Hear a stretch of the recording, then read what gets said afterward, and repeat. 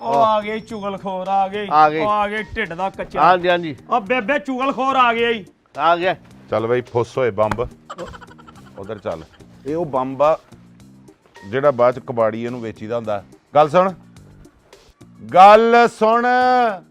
ਓਏ ਉੱਥੇ ਹੀ ਆਕੜੀ ਬੈਠੀ ਆ ਲੈ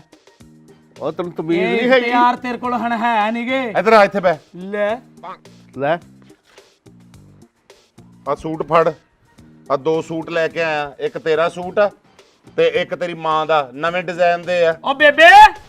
ਹਾਂ ਓ ਬੇਬੇ ਬਾਹਰ ਆ ਚੁਗਲਖੋਰ ਫੇਰ ਆਇਆ ਈ ਆ ਵੇ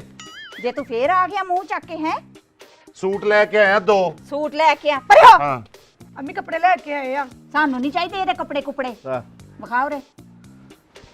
ਕੱਪੜੇ ਲੈ ਆ ਅਸੀਂ ਨਜ਼ਰ ਆਣ ਲੱਗੇ ਕਦੀ ਕੇਲੇ ਚੱਕ ਕੇ ਲਿਆਂਦਾ ਕਦੀ ਕੱਪੜੇ ਸੂਟ ਤੇ ਸੋਹਣੇ ਲੱਗਦੇ ਆ